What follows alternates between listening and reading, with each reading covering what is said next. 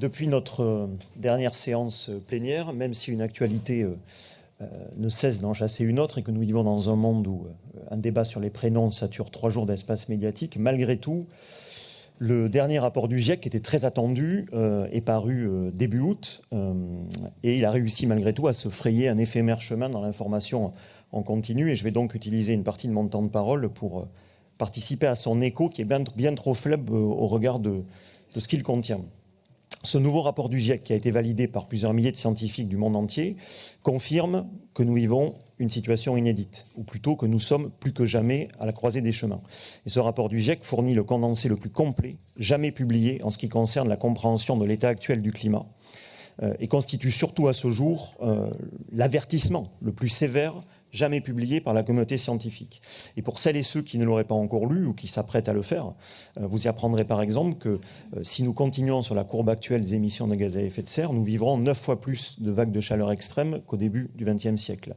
Vous y trouverez aussi des nouvelles de la banquise arctique qui est au plus bas depuis 1000 ans.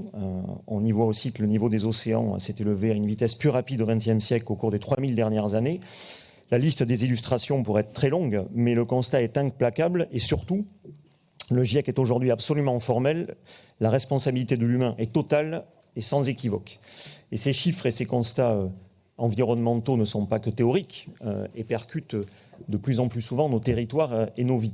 Il y a un mois, c'était la Dordogne et le Lot-et-Garonne, notamment le secteur d'Agen, qui était frappé par des pluies torrentielles. Quelques semaines avant, c'était la rive droite de Bordeaux, qui subissait des orages et des inondations d'une violence inédite. Et là, on a l'illustration de l'étau dans lequel nous sommes. C'est-à-dire, d'un côté, on a l'emballement climatique qui génère des phénomènes extrêmes, et de l'autre, la destruction des écosystèmes naturels qui ne peuvent plus faire tampon et par conséquent nous protègent de moins en moins. Vous allez me dire, Monsieur le Président, que vous savez tout cela. Je n'en doute pas, mais mon interrogation se situe ailleurs. Pourquoi tergiverser ? Je m'explique. J'ai bien entendu, et vous l'avez répété à l'instant, votre volonté de lancer la saison 2 de Néoterra. C'est une bonne nouvelle, on s'en félicite, car effectivement, on attend avec impatience depuis plus de 2 ans que Néoterra se traduise enfin dans les politiques publiques et ne soit plus seulement une série d'objectifs à atteindre. J'espère donc que cette saison 2 témoignera d'une volonté de donner de la chair à Néoterra. Mais j'évoquais à l'instant vos tergiversations et celles de votre majorité, ou plutôt les signaux inquiétants qui sont envoyés. Je vous fais part notamment de notre surprise suite à l'annonce des délégations qui ont été attribuées aux élus de votre majorité. Alors même que vous n'avez de cesse de parler de Néoterra ou de transition écologique, on serait très curieux de savoir pourquoi, par exemple, l'éducation à l'environnement a disparu dans les délégations, ou encore que l'efficacité énergétique se retrouve réduite à la seule dimension du logement. Vous allez probablement me répondre que tout cela n'est qu'une affaire d'intitulé, mais vous avez trop d'expérience pour ignorer à quel point les termes utilisés pour qualifier les responsabilités reflètent aussi le cap politique. Et je voudrais croire volontiers, moi, à la maladresse, mais d'autres événements viennent corroborer ou confirmer notre inquiétude. En effet, la question de l'eau est plus que jamais au cœur des débats, et le dossier des bassines prend une tournure très inquiétante. Et je lisais, voici quelques jours, votre vice-président expliquer dans la presse que 2 conditions sine qua non devaient être remplies pour que la région soutienne la construction de bassines. Et au-delà du contenu des conditions évoquées, je suis là aussi très étonné par le timing. C'est-à-dire que la région pose des conditions alors même que les travaux sont d'ores et déjà engagés. L'exemple, par exemple, de la bassine de Mauzé-sur-Mignon. Il y a 2 explications sont possibles. Soit, dans ce dossier, vous subissez, soit vous faites diversion. Et tout ça, je vous le dis, ça ne donne pas l'impression que la situation est sous contrôle. D'ailleurs, nouvelle preuve que tout cela est en train de se fissurer, la dernière association environnementale qui soutenait le protocole d'accord est sur le point de se retirer officiellement.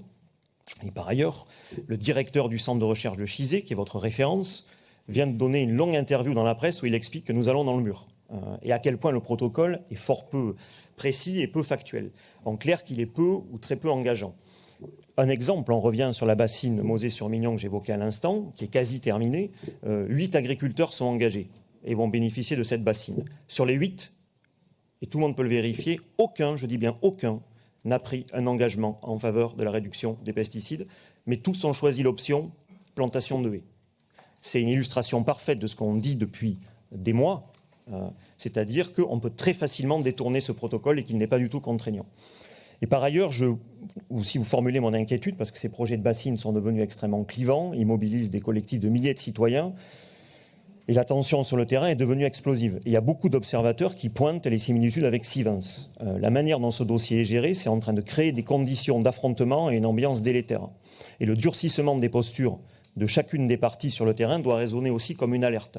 Et la responsabilité des politiques aujourd'hui qui pilotent ce dossier, donc aussi la vôtre, Monsieur le Président, est d'apaiser et de retrouver le chemin du dialogue.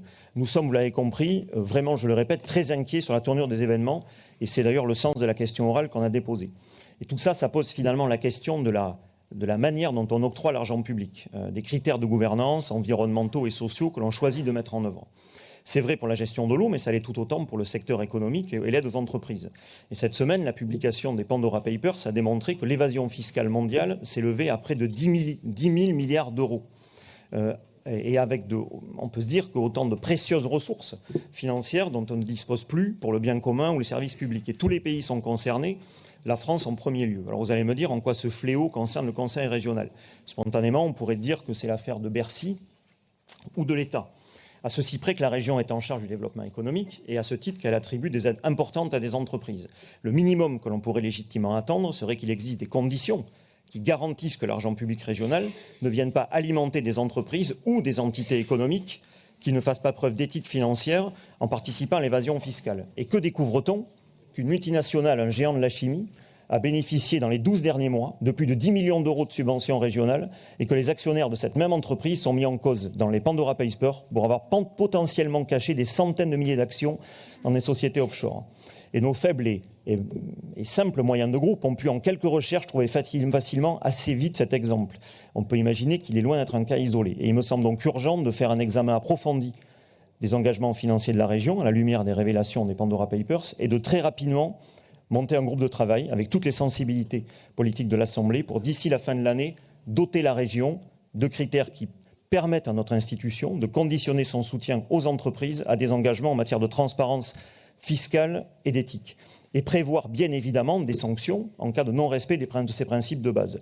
C'est le sens de la motion que nous avons déposée et j'espère qu'elle recevra un large soutien. Et j'ai lu votre réaction lors de votre conférence de presse, réaction fataliste, je trouve, et il me semble impensable que dans le moment que nous vivons, d'envoyer un tel message de résignation et d'impuissance sans même encore rien avoir essayé. Et je profite aussi d'aborder ce sujet de la délibération, cette délibération et de la transparence pour rappeler que celle-ci serait la bienvenue, la transparence au sein même de notre institution.